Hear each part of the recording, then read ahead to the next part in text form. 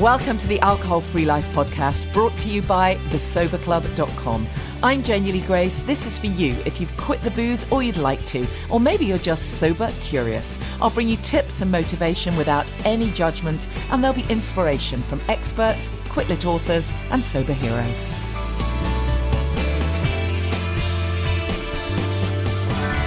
Hi and welcome to the podcast. I hope you're well and you're having a good Halloween. It would any other year, it would be a big thing, wouldn't it?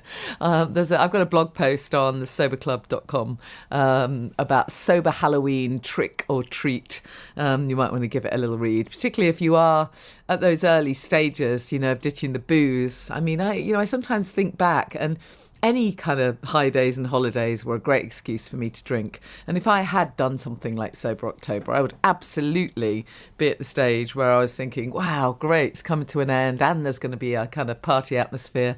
So if the kids are, chuffing great quantities of sweets, then clearly that's a good signal for me to have plenty to drink. So it definitely used to be another trigger time for me.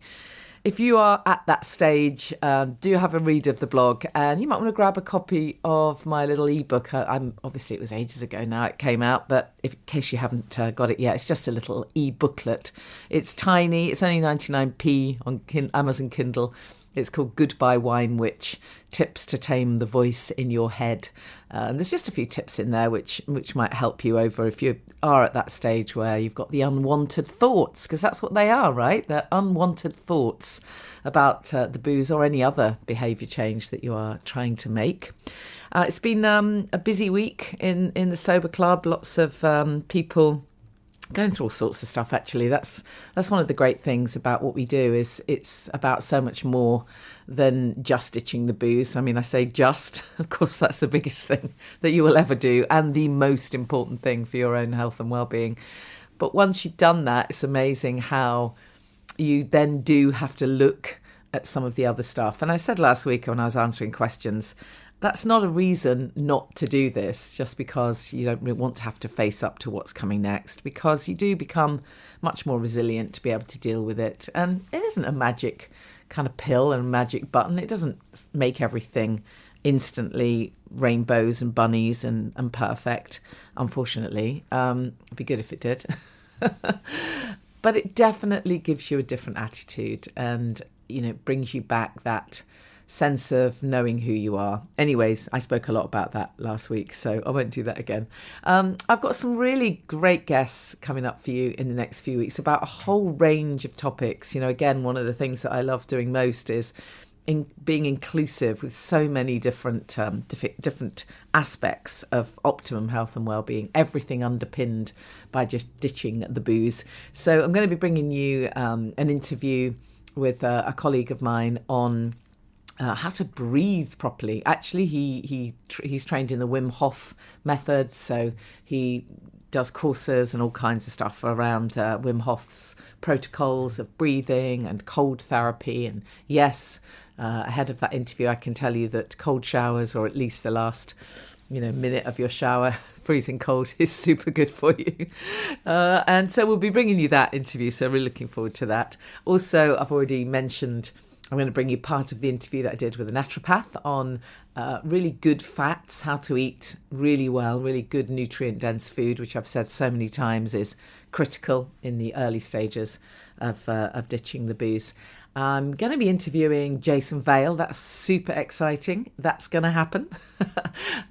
He's real busy, but it's going to happen. And I'm also going to be doing some stuff with around the menopause, because I'm aware that there's a lot of listeners who've got that going on.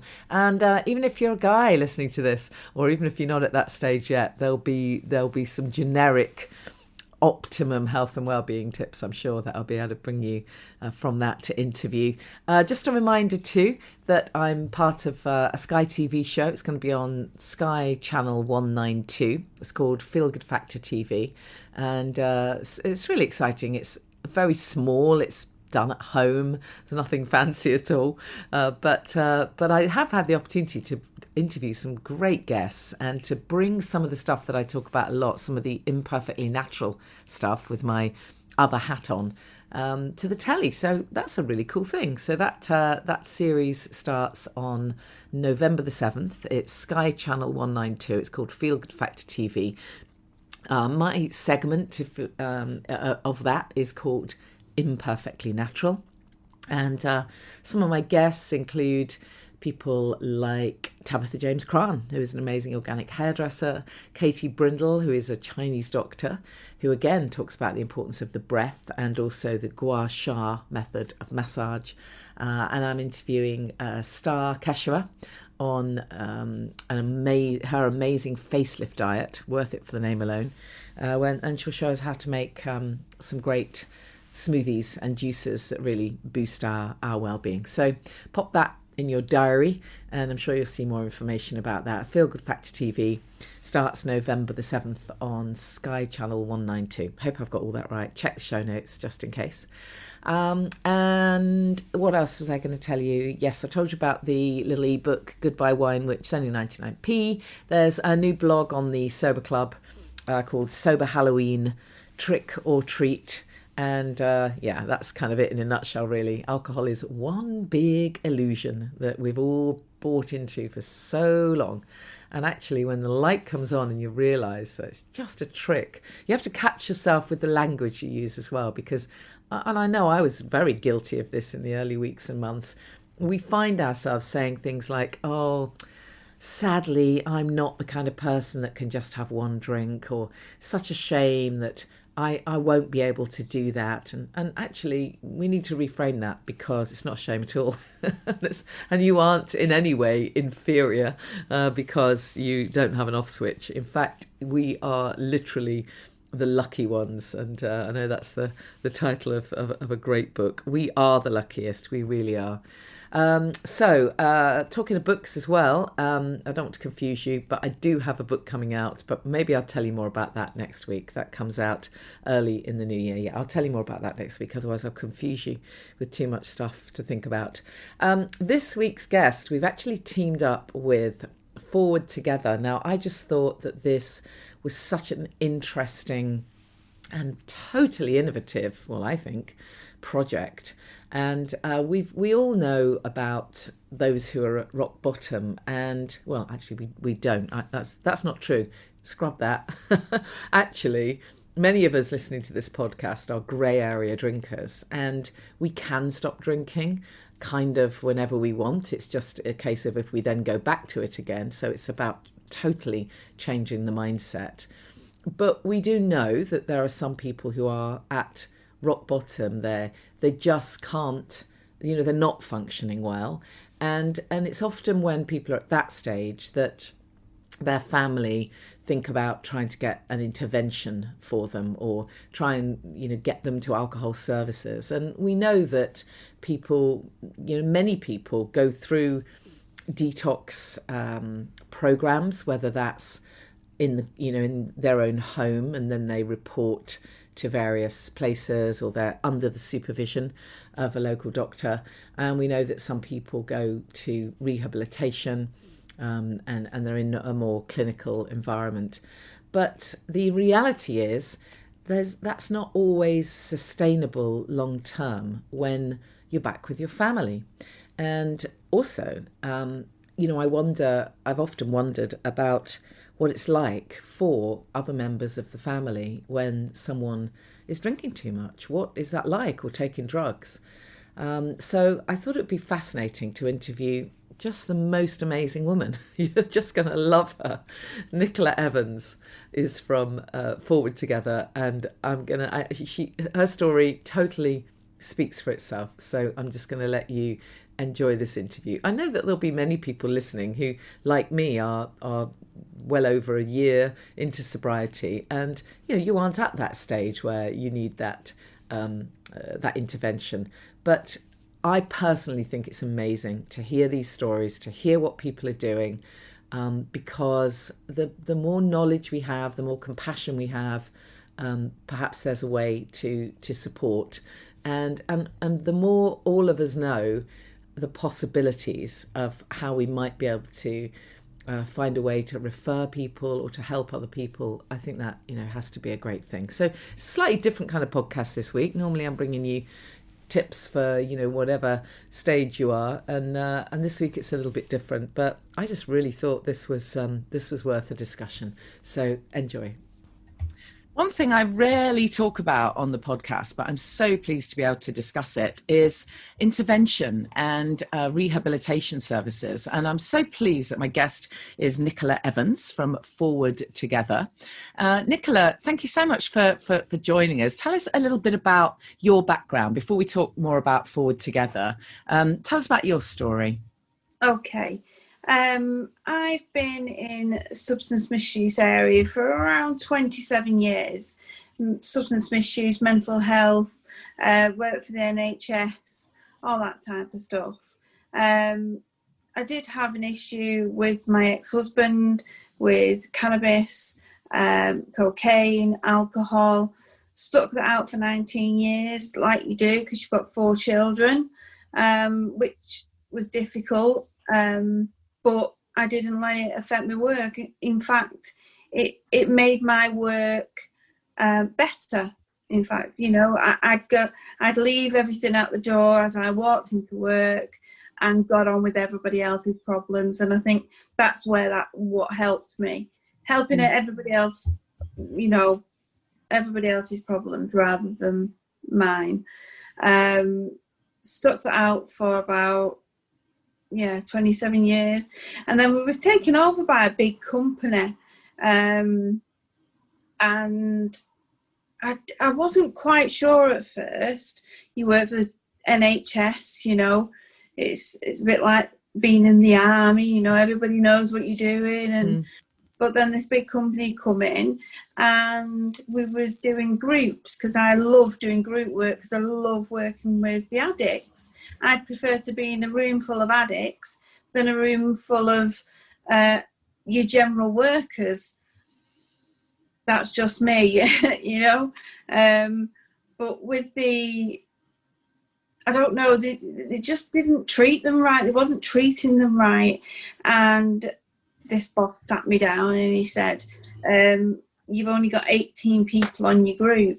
I thought that was dangerous enough as it was, because how was I supposed to see their mental health was okay, injecting sites was okay, generally, how was there?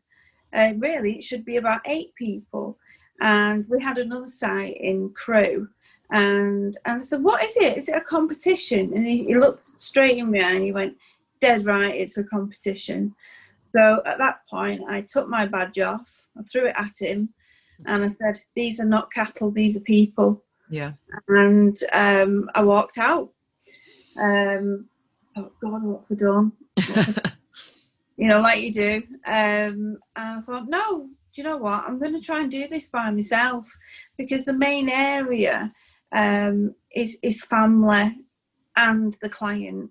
So I work on a triangulated approach, which is myself, the family, and the client. We all know where we are. We all know where we stand. There's no hidden factors. There's nothing, no drinking underground and, stuff like that. We all know where we sit. And I just thought, no, I need to try and do this. And I thought, money or no money, I want to be able to save people's lives. And I've managed to do that. We are in an intervention service. We have the challenges like everybody else, but I think my main area is giving people my time. And if you can't, I was always getting in trouble at work because I was giving people too much time. And I'm sorry, but if you can't give somebody your time, then it's just game over. Yeah. So I was giving people, my time and saying, come on, let's sit down. Let's start at the beginning. I do, with Forward Together, we do a bit like, the detox in the community. Yeah. Within the services. What's that? You go, give them the pills, take the blood pressure, then you leave. So hold on me, just to backtrack. You mean if someone sort of rocks up to their GP and they're referred to alcohol services, that's what typically happens, is it? Yeah, that's what typically happens.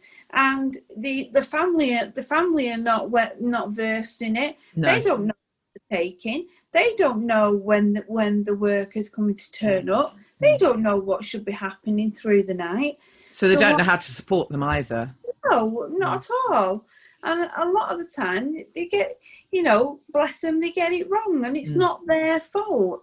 So I do an in-house community detox where I actually move in with the family, and I'm an outsider looking in, and I'm able to see what's going on. Is there a problem with the husband or the wife or the child, or is it a blended family? Is the problems there?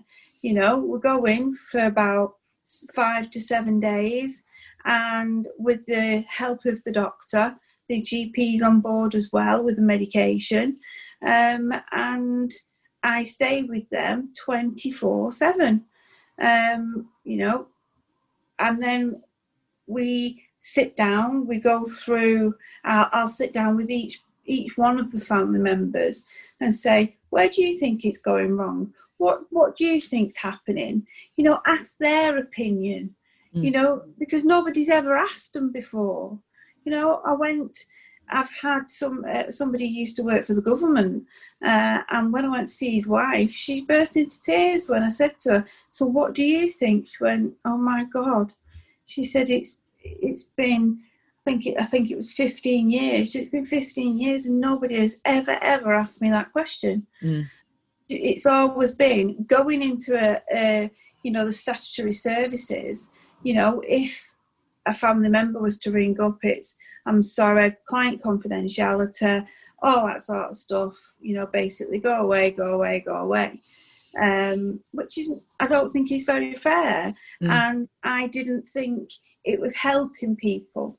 Yeah. So that's why I said forward together. We're going together, forward together, the whole family, whether it be 4 people or 40 people, doesn't matter. The price doesn't change, But there's only one of you, Nicola. How are you going to, how can this sort of scale? The service just sounds amazing. And I can only begin to imagine the difference that makes, just incredible, as you say, to have the family on board, to have the support, and for that person to know that, they're not on their own, that, obviously someone who's at rock bottom, those early those first few days and weeks are tough. Right. So it's incredible what you do, but there's only one of you. So how does that work? Unless you've managed to clone yourself, Nicola, in which case let's do another podcast on that. Well, I do have about 7 volunteers, right? But I don't let them go in. I think it's a case of I know what I need to do with this family. They just support them, like going out, going shopping, all that type of stuff. Yeah. But they're going in, and I have to do it really sort of strategically, right, okay, let me do this one this week, this one this week, this one this week. And, touch wood, we are at 100%. I can't believe I'm saying this, 100% that we've, everybody's detoxed at the minute. Everybody's doing well. Amazing. Which is absolutely, it's just outstanding, We had a blip the other day with a guy. I was straight out on call, and he was just about to pick a drink up. And it was a case of, right, okay, you don't need to do this. What can we do to stop you doing this? And it's just about sitting there and talking to them, talking them through it. By the time it's 4 hours gone, how do you feel now? Do you need a drink? No. Yeah. It's so true, isn't it? It just is. This connection piece is just so critical, isn't it? I mean, I think also, from what I mean, obviously, as I say, I don't talk about this stuff much because I tend to focus on the kind of the grey area drinkers who hopefully it can be before they hit rock bottom, and we can get them to catch sight, of a different life. But what I've learned, what I've heard from interviewing people on other topics, but it's come out in conversation, is that there's quite a high level of just relapse, for want of a better word, when people have been in these kind of centres. As you say, it's all great while they're in that bubble. We can't really use that word at the moment, can we? It means something else, but you know what I mean. When you're in that sort of very unreal setting. Like boarding school. Yeah, exactly. And then when you come out into the real world, do you really have those in-depth tools? And as you say quite rightly, if your family and those around you are not on board with it, how can they help? Yeah, you mean, when I go to somebody's house, I still expect them to go shopping, and to walk. Exactly, down. They're doing their real life stuff. The real life stuff. They have to walk past the alcohol aisle. They have to do that, and they have to learn to do it in a way of either, some people have to walk the way we're going at the minute with, we have to walk a certain way around. Yeah. We have to walk down the aisle, and we have had to have a bit of a chat with people about going down that aisle because they are frightened to death. All these bottles are going to jump out on them. Yeah, isn't it amazing how, we all have this kind of concept that alcohol is somehow, able to come out and attract us, but actually it's the thoughts between us, and the alcohol's completely passive. It's what's going on in our head, isn't it? And when the light bulb comes on and we can see that, my God, it's amazing. I just want to pick up on something you said as well, because there'll be a lot of people listening who thankfully aren't at the stage where they need your services right now, thankfully, but they have a partner who is drinking way too much. And I think, you mentioned, your phrase was, you stuck with it, you got on with it for years. And I hear this a lot. People say, one part of me wants to support my partner, but actually there's this nagging feeling, I'm enabling this. I'm becoming an enabler here, by covering up for them and by mopping up and doing all the driving, and literally they're becoming an enabler. How should people handle this really tricky situation? I always say they're living a hidden sentence. I lived a hidden sentence for 19 years. They're living this hidden sentence with them. So what they should do is, even if that client doesn't, because we do all sorts of packages, so it's not just a detox package. Do a life package, mental health, life coaching, young life matters, all that sort of stuff. It's a bespoke package. And if that family just wanted to come to me and say, right, okay, we want to stay with you for 6 months, they will get a free detox anyway, with that. And I will either move in with them, or if that's not possible, I'll move around the corner. But what I do is I sit down with the family and go, right, okay, you tell me what you think. And generally they'll say, sometimes it's easier to keep them in that state, because it's very, very difficult to, not have them in that state, because they're kicking off. I mean, I remember right back to when I was working, and, my husband had took all the money. It was a Wednesday, and I'm thinking, I've got no money. He's going to want some weed. Right, okay, and I had to, in my head at work, think, right, okay, I rang mum and said, because I live next door to my mum and dad, and I said, please, can you do the tea tonight for the kids? Do it early when I get home. So I got home, did our tea, and then went straight to bed, because I knew he would kick off. And he would kick off. You know, he would never have hurt the children. Me was with another story. But that really is a living a hidden sentence, isn't it? It is, because you have to plan. And you know, you do have to plan all this. And it is really difficult. And you'll find out that the clients that, you know, the partners, they will have to plan. You know, I had one lady that said, I've got no clue how he's doing it. He does a lot of gardening, but I've got no clue how he's doing it. And what he'd done, he's got this big rockery. And what he'd done is he dug a hole in the ground, put a bottle of wine in it with a long straw in the bottom. God. So every time he went to do the rockery, he was, you know, having a bit. And she kept saying, how's he getting drunk? I'm watching him. He's all he's doing is gardening. You know, how am I supposed to do this? How am I supposed to watch this 24/7? And sometimes we have to be cruel to be kind, and we do that, and we talk about the enabling of it, and do you drink? And some of them say, if you can't beat them, join them. And I go, no, that, you know, it's codependency then. We really, really have to look at this.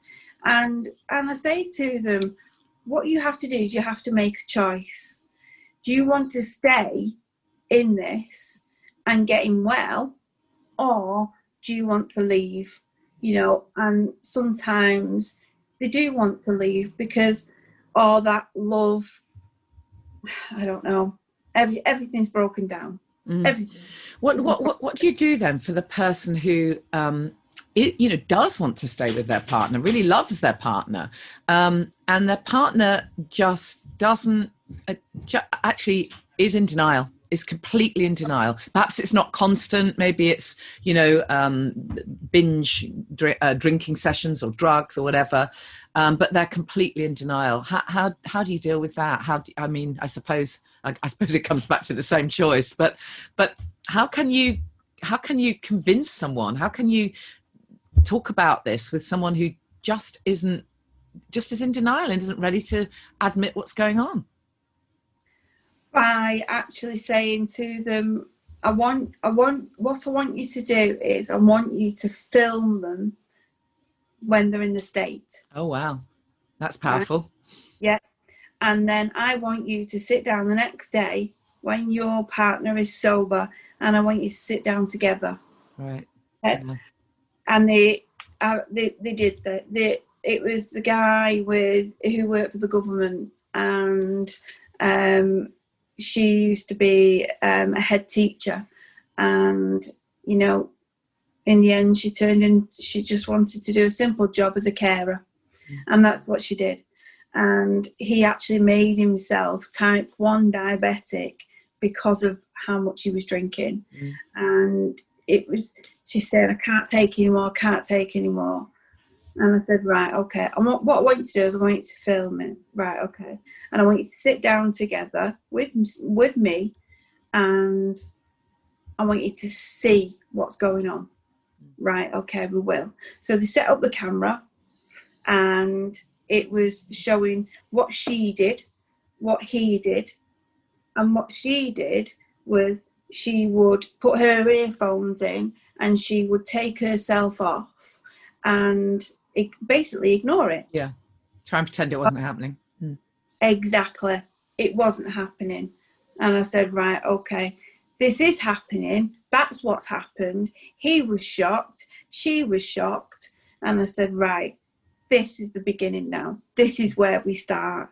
Yeah. This is what's been going on in your life for the past 20 odd years of your marriage. So this is day dot, and this is where we start.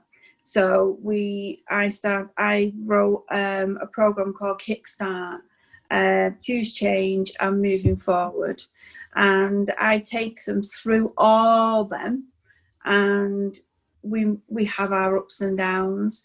We have our blips, we have our benders, and it's about supporting, just giving as much support to that person who's living the hidden sentence, as well as the person who is actually doing the drinking or taking the drugs and stuff like that. It's about giving them equal support. You know, it's not about, because they feel left out. Yeah. You know, going to an AA meeting, you know, and they're moving right forward.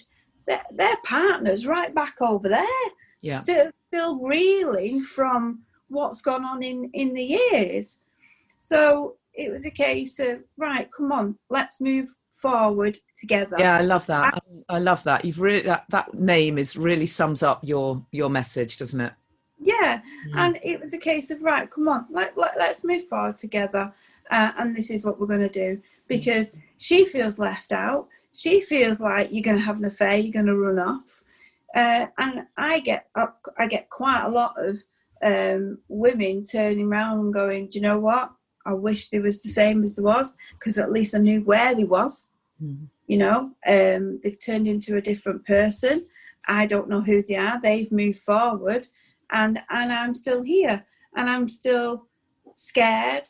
I'm still wondering, and I'm still looking around for bottles, and I'm still doing this, and I'm still in this. So it's difficult. Everybody's different. Yeah. Everybody's different, but not everybody has the same challenges, I suppose. You know, some of them are ADHD, which we found in people sometimes that do have an addiction, have either ADHD, autism, Asperger's. I mean, I don't think it's been proven. There's been a few papers going around saying we think this is, you know, a connection, but that's an argument for another day, I suppose. But what I do is I have my phone at the side of my bed, and I do 24/7, and I say to them, if you are up in the middle of the night, that is the loneliest part of the day. The loneliest part of the day. You ring me, and I get really annoyed if they don't, and I say, why haven't you rang me? You know, you've not slept all night, you've cried, you've even attempted to try and take your own life. All you have to do is pick up that phone and ring me. And we go through, some people ring me and go, right, I want a drink. And I'll say, right, okay, what can we do for the next? And I do it in like 15 minutes slots or half an hour slots. And I'll go, right, okay, what can we do for 15 minutes? What have you got to do in the house rather than sit there and drink? Yeah. Well, there's a pile of washing there. It needs to go in the washing machine. Right, okay, have you eaten today? No. Have you had a cup of tea today? No. Right, okay, I'm going to ring you back in 15 minutes. I want that washing machine on. I want toast in your hand, and I want a cup of tea in your hand. Yeah. And I ring them back, and they do what I ask them to do. Yeah. Yeah. You know, and I'll go, right, we've gone 15 minutes.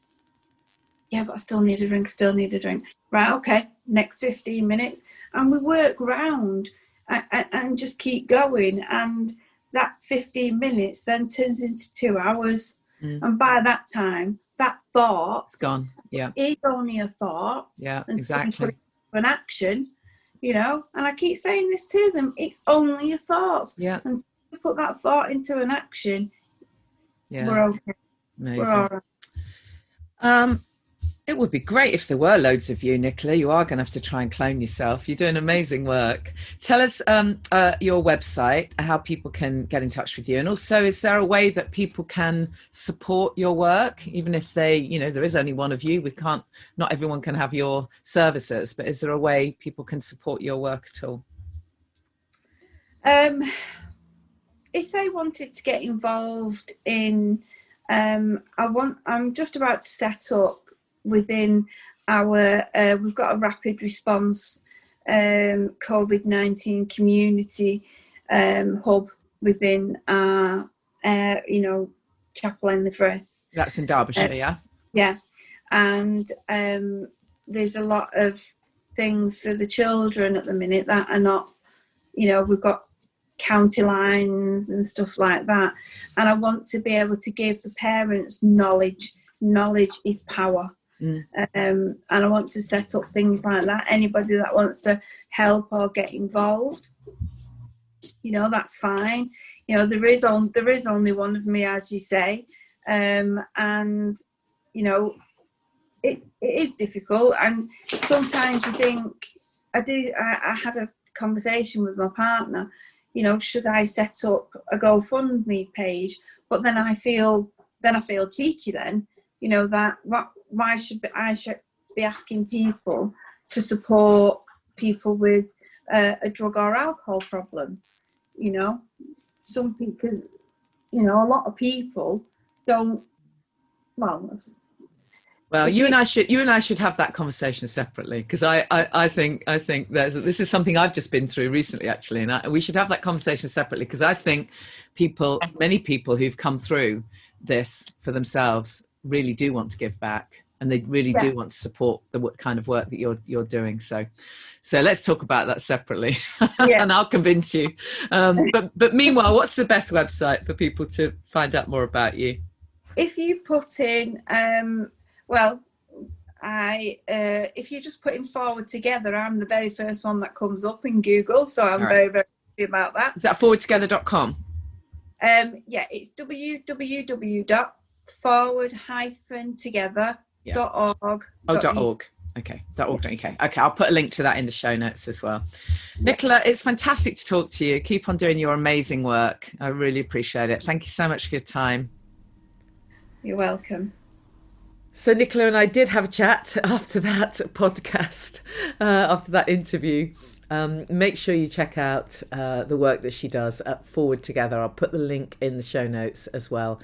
And she is going to make sure that she has a donate button, because I personally think, some of you may have heard the podcast a few weeks ago when I was talking about the fact that I didn't feel I could receive anyone who wanted to donate for the coaching and the memberships within the Sober Club, and we realised that there were people who wanted to give back, and it's such a huge part when you have ditched the booze, when you have overcome something so massive in your own life, then so often people do want to give back. And so I have the Sober Club Give Back, and I match that. So and it's been fantastic. It's been absolutely amazing to see that people are really generous, and they do want to give back, and kindness is good for you. So very soon, if not straight away, Nicola will have that set up, and I really urge you to think about donating to the really amazing work that she does. It's incredible. What an incredible woman. So anyways, back to where we were. Have yourself a great Halloween weekend. I mean, other years it would be a big deal. Of course, this year it isn't. But whatever you're doing, whether you're dressing up in spooky clothing or not, make sure you ditch the booze. If you're coming to the end of Sober October, I'll say one more time, check out my blog post, Sober Halloween Trick or Treat. And you might want to grab yourself a copy of that ebook, Goodbye Wine Witch. It's only 99p on Kindle.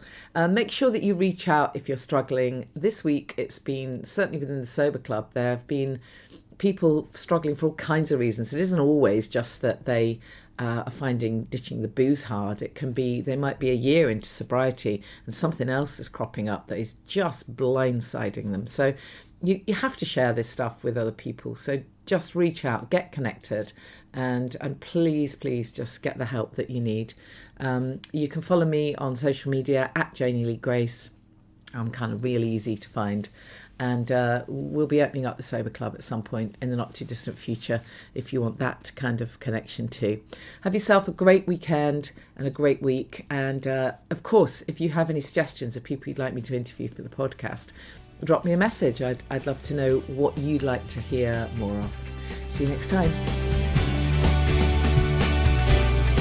Thank you for listening to the Alcohol Free Life podcast, brought to you by the Sober Club.